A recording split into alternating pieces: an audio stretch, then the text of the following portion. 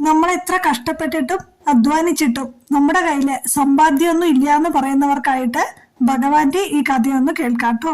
ഒരു ദിവസം ഒരാള് ഭഗവാനോട് വന്ന് ചോദിക്കുകയാണ്, കൃഷ്ണ, ഞാന് രാവും പകലും ഒക്കെ കഷ്ടപ്പെടുന്നു, മറ്റുള്ളവരെക്കാൾ കൂടുതൽ അധ്വാനിക്കണു, എന്നിട്ടും എന്റെ കയ്യില് സമ്പാദ്യമൊന്നും ഇല്ലല്ലോ, എന്താ ഇങ്ങനെ? അപ്പോ ഭഗവാൻ ഇതിന് ഒരു മറുപടി ഒന്നും പറഞ്ഞില്ല. അയാളെ കുറച്ചപ്പുറത്തുള്ള ഒരു വയലിലേക്ക് കൂട്ടിക്കൊണ്ടുപോയി. അവിടെ 2 തോടുകൾ ഉണ്ടായിരുന്നു.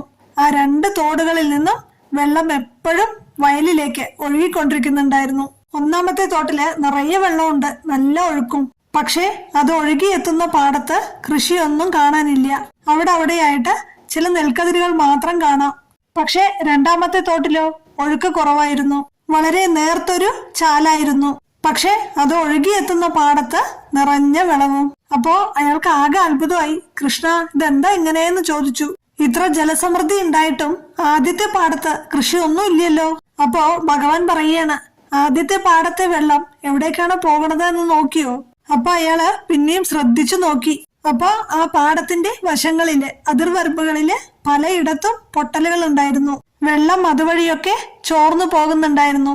രണ്ടാമത്തെ വയലില് ചോർച്ചയൊന്നും ഉണ്ടായിരുന്നില്ല. ഭഗവാൻ അപ്പൊ പറയാണ്, ആദ്യത്തെ പാടത്തെ വിത്തുകൾ മുഴുവൻ വെള്ളത്തിനൊപ്പം ഒഴുകിപ്പോയിരിക്കുന്നു. മനുഷ്യ ജീവിതവും ഇതുപോലെയാണ്.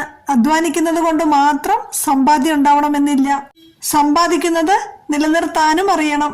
അനാവശ്യ ചെലവുകള്, ആഡംബര മത്സരം, കടങ്ങൾ, അതുപോലെ തന്നെ നിയന്ത്രണമില്ലാത്ത ആഗ്രഹങ്ങള്, തെറ്റായ നിക്ഷേപങ്ങള്, ദുശീലങ്ങള്, ഇതൊക്കെയാണ് ജീവിതത്തിലെ ചോർച്ചകള്.